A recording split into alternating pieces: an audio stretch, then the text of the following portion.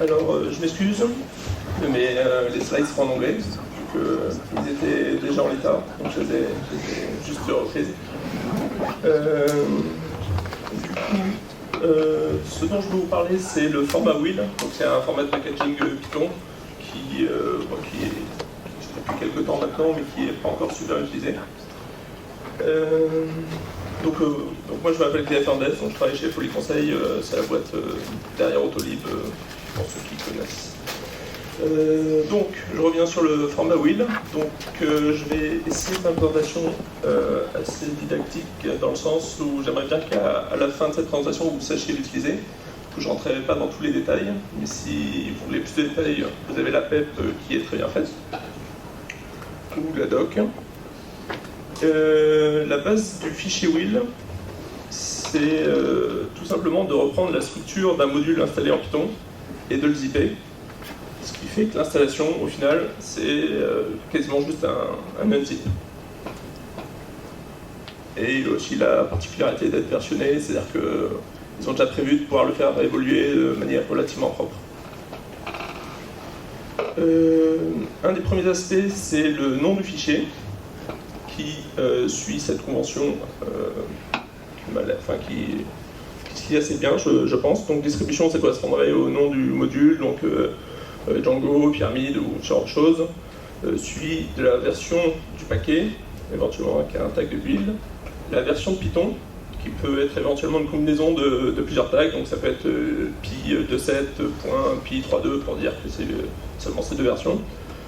Pour les paquets compilés, on a éventuellement l'API, donc ce qui correspondrait, on va dire, à l'API binaire, et un tag de plateforme, donc qui permet de retrouver, pour des choses compilées, typiquement des choses compilées sous Windows ne vont pas pouvoir s'installer sur autre chose que du Windows. Et donc c'est utilisé typiquement par pip pour, quand il retrouve un certain nombre de wheels, savoir quel wheel utiliser. Donc des exemples, c'est Django. Donc là on retrouve donc Django, version 1.7. Le tag de Python, c'est pi2, pi3, donc essentiellement toutes les versions de Python. Pas d'API, vu qu'il n'y a pas de code compilé à l'intérieur, et toutes les plateformes. Donc ça, pour tout ce qui est module Python pur, c'est le nom, on va dire, canonique d'un wheel. Après on trouve des choses un peu plus compliquées, où on spécifie deux versions, on va dire, mineures. Typiquement, ça c'est du coup LXML compilé sous Windows en 2.6, et donc ça c'est accessible sur PyPI.org. Donc typiquement, ça veut dire que les utilisateurs Windows n'ont pas besoin de compiler LXML, ce qui, d'après, on verra un peu plus tard, mais ça prend un peu de temps pour ceux qui connaissent. Ou voilà, un tag un peu plus long pour Mac. Et donc ça aussi c'est proposé par PyPI, donc le paquet Pilo, donc précompilé. Donc ça se trouve, vous utilisez déjà des wheels sans le savoir. Donc comme je l'ai dit, en fait, l'installation d'un wheel, c'est quasiment juste un zip du wheel, donc il n'y a pas d'exécution du setup.py.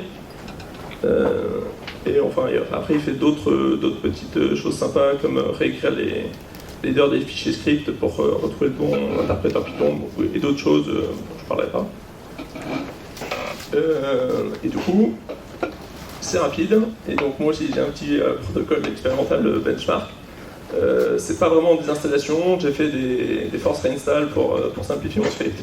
Et du coup, j'ai juste demandé à pip de réinstaller des fichiers, wheel ou targz, donc targz c'est les S-disks. Voilà, de manière répétée, pas énormément de fois, puisque c'est comme assez stable.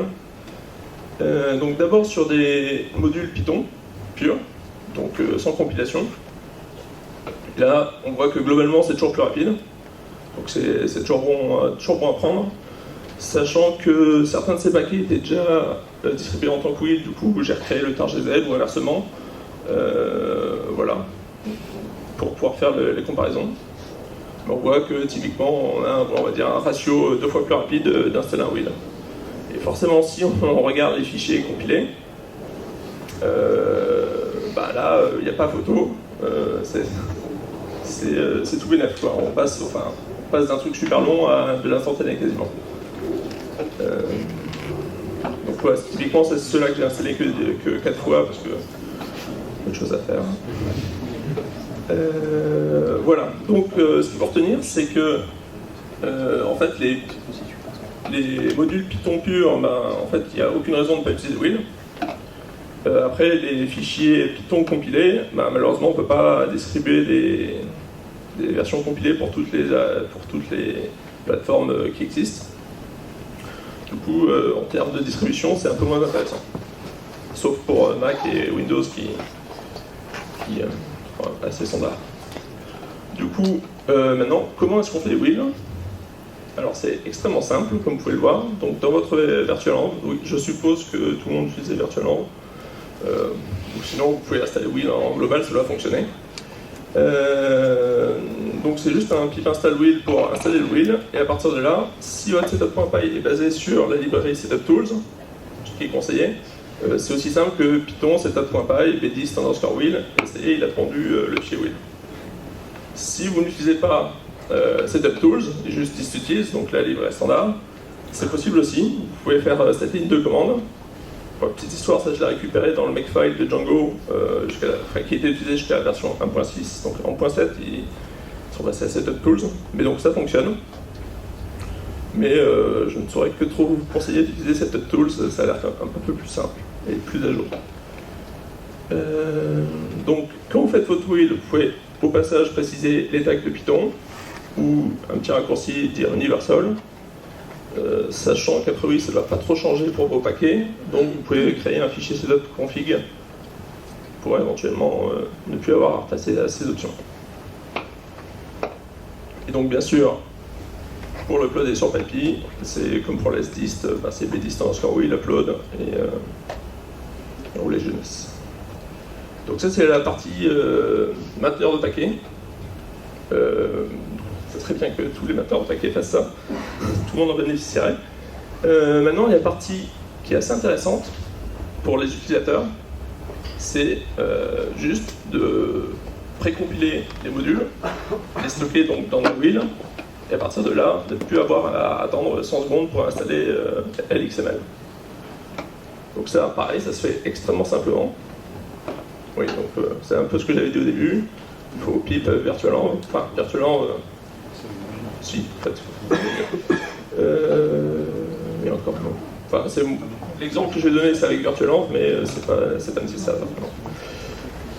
Donc, vous créez un virtualenv, vous faites pip install will, et vous faites pip will le nom de votre module, donc typiquement LXML, et vous ajoutez cette option --will dire, et vous donnez un dossier où il va déposer le will. Une fois que vous avez fait ça, quand vous installez votre module dans un autre virtualenv, vous faites pip install LXML, --find links, file, et vous pointez vers le dossier. Donc, pareil, c'est un peu chiant à taper. Donc, c'est pour ça que vous avez des fichiers de conf. Donc, dans votre fichier de conf, donc pip.conf, vous rachetez ces deux options. Et, éventuellement, oui, vous pouvez aussi mettre le download cache, qui vous évitera de tout retélécharger, donc ça n'a pas forcément grand chose à voir.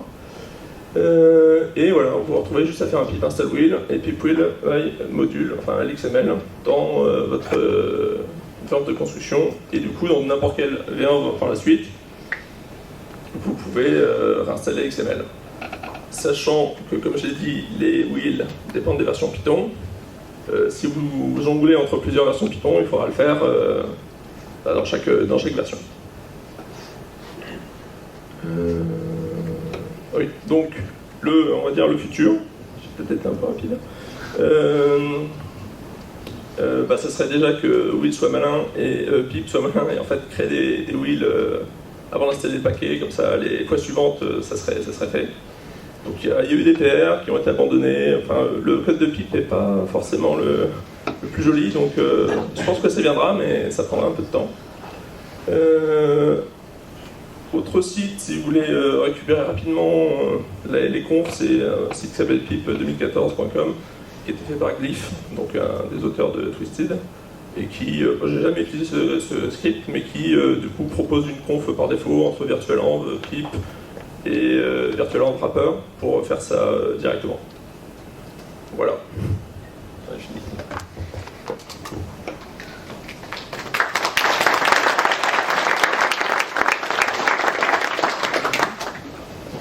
Des questions, parce que j'étais un peu rapide, je pense. N'hésitez pas. J'arrive. Le versionning, c'est du sémantique versionning aussi.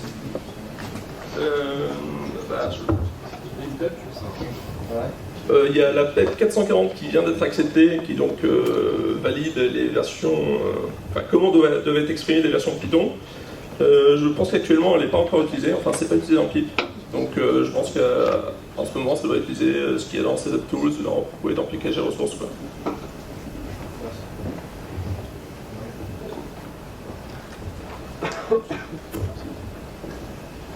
Est-ce que ça gère les cas de compilation conditionnelle? Par exemple, il y a des modules qui ont une compilation particulière, il y a Cython qui est installé pour accélérer les traitements, comme avec XML par exemple. Est-ce qu'il y a deux wheels différents? Est-ce que c'est déjà précompilé avec les optimisations? Est-ce que c'est spécifique quelque part? Je me rappelle avoir effectivement créé des wheels avec Cython. Après, j'ai pas vérifié s'il a changé de nom et s'il sera capable de s'y retrouver. Ce qui est sûr, c'est qu'on peut créer des wheels qui seront compatibles avec Cython. Après, je sais pas si au niveau des conventions de nommage, il fera la différence. C'est plutôt de spécifier du coup avec un tag particulier ou quelque chose comme ça. En fait, quand tu crées ton wheel, il va passer par. Quand tu fais le pip wheel, il se retrouve à faire le Python setup bdist wheel, en simplifiant. Du coup, ce qui est dans ton setup.py qui disait qu'il y avait la compilation ou pas, il va faire ses tests au moment de la création de wheel. Et après, une fois que c'est fait, comme j'ai dit, le wheel c'est une arborescence dans un zip. Du coup, en fonction de ce que tu as fait, lui il va juste dézipper ce que tu as mis dans le fichier. Donc,